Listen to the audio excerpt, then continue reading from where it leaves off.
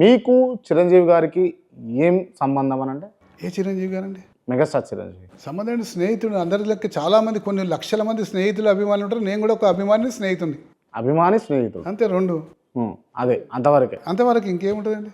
ఏదో ఎక్కువ చనువు ఉంటుంది అని చెప్పేసి మేము విన్నాం. పరిచయం అండి, అంతే. నాకు పరిచయం అంటే ఇప్పుడు వారిని నేను కలవక కూడా దాదాపు ఒక 15 సంవత్సరాలు కావచ్చు. కలవక ఓకే. ఒక్కసారి 10 years బ్యాక్, 20 years బ్యాక్ ఒక ఫ్రెండ్ గృహపేషన్కి వచ్చిండు. అక్కడ నేను కలిసిన, ఎక్కడో చూస్తుంటే నన్నే ఇట్లా చేయగొట్టి, సుధీర్ బాగున్నావా అని చెప్పి అడిగిండు. బాగున్నా చిరంజీవి గారు, బాగున్నా అని చెప్పి షేక్ హ్యాండ్ ఇచ్చిన. మళ్ళీ పక్క టేబుల్ మీద పోయి నేను కూర్చున్నాను. అంతే, ఈ మధ్య కాలంలో కలిసింది. ఏమనిపిస్తుంది అన్న? పార్టీ అధికారంలోకి వస్తుంది అని అనుకున్నారు, అధికారంలోకి రాలేదు. తీరా చూస్తే ఎంపీ ఎలక్షన్లో కూడా గుండు సున్నా ఆ పార్టీకి పరిమితం చేసేది ప్రజలు. ఏమనిపించింది వ్యక్తిగతంగా మీకు? ఏమనిపిస్తుంది అంటే, పార్టీ అధికారంలోకి వస్తున్నా రాలేదు, ఎంపీ స్థానంలో ఎంపీలు సీట్లు కూడా రాలేదు. కాబట్టి రెట్టించిన ఉత్సాహంతో రేపు రాబోయే రోజుల్లో పోరాడి మళ్ళీ అధికారంలోకి తెప్పియాలి కేసీఆర్ గారిని, ఆ ముఖ్యమంత్రి పీఠం మీద కూర్చోబెట్టాలి అని కార్యకర్తలు అందరూ కూడా గట్టి నిర్ణయం తీసుకొని చాలా ఉత్సాహంగా పనిచేస్తాం, సిద్ధంగా ఉన్నారు, రెడీగా ఉన్నారు. ఒకవేళ మొన్న జరిగినటువంటి ఎన్నికల్లో కనుక బీఆర్ఎస్ అధికారంలోకి వచ్చుంటే మంత్రివర్గంలో సుద్దిరెడ్డి గారు ఉంటుండే. అట్లేం చెప్పలేమండి. ఇప్పుడు మంత్రి కావాలన్న ఆశ అందరికీ ఉంటుంది, కానీ దాని అదృష్టం కూడా కలిసి రావాలి. కేసీఆర్ గారికి, కేటీఆర్ గారికి నేను నచ్చాలి, నా పనితనం నచ్చాలి, వారు అనుకుంటే నాకు స్థానం దొరుకుతుంది. అంతేగాని నా సొంతంగా నేను అనుకుంటే. కమిట్మెంట్ ఉండేనా లేకుండా మీరు మంత్రివర్గంలో వస్తారు అధికారంలోకి వస్తే అని చెప్పేసి మీకు చేసి కమిట్మెంట్ అంటే ఏం లేదండి. కమిట్మెంట్ అంటే అష్యూరెన్స్ ఏమైనా ఉండేనా? అటువంటిది కూడా అష్యూరెన్స్ ఏం లేదు. ఎవరు అష్యూరెన్స్ ఇవ్వలేరు, అటువంటి అష్యూరెన్స్ కూడా లేదు.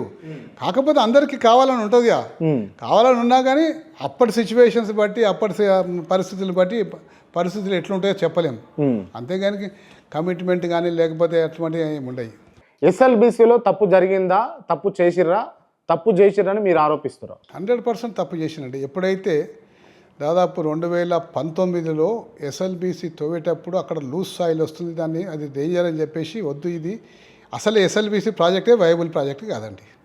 కాకుండా కానీ గతంలో మొదలుపెట్టిన వాళ్ళు, మొదలుపెట్టినాక దాని తర్వాత అనేక సందర్భాల్లో ఆగిపోవడం, స్టార్ట్ కావడం అంతా జరిగింది. కేసీఆర్ గారు గవర్నమెంట్లో కూడా మొదలుపెట్టారు. మొదలుపెట్టినాక ఈ పరిస్థితుల దృష్ట్యా ఇది ప్రమాదకరంగా పరిగణించే అవకాశం ఉంది కాబట్టి దీన్ని ఇక్కడికి ఆపేసేసేసి నిపుణుల యొక్క సలహా తీసుకుందామని చెప్పి అనుకున్నాం.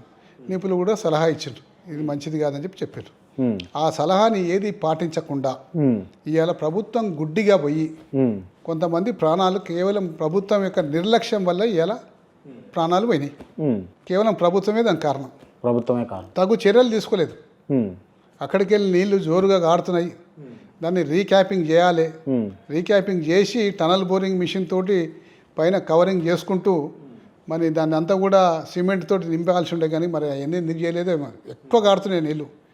నిపుణులు అప్పుడే చెప్పాల్సి ఉండే, ఇంత ఎక్కువ గారుతుంది డేంజర్ అని చెప్పాల్సి ఉండే. మరి వాళ్ళకి ఎందుకు రిపోర్ట్ వచ్చిందో, ఏ రిపోర్ట్ వచ్చిందో, వాళ్ళ తప్ప ఎవరు తప్ప అనే సంగతి ఇవాళ అర్థమవుతలేదు. కేసీఆర్ గారు అమెరికా ప్రయాణం అని చెప్పేసి వింటున్నాము. ఎందుకు పోవాల్సి వస్తుంది అమెరికాకి? పోవద్దా అండి, విదేశాలకు పోవద్దని అంటలేము, కాకపోతే ఎందుకు పోవాల్సి వస్తుంది అని చెప్పేసి ఏదన్నా కారణం చూడాలనిపించచ్చు. అక్కడ ప్రజలు కేసీఆర్ గారు వస్తే బాగుండని చెప్పి ఆహ్వానం పంపించచ్చు. ఏదన్నా కారణంతో పోవచ్చు.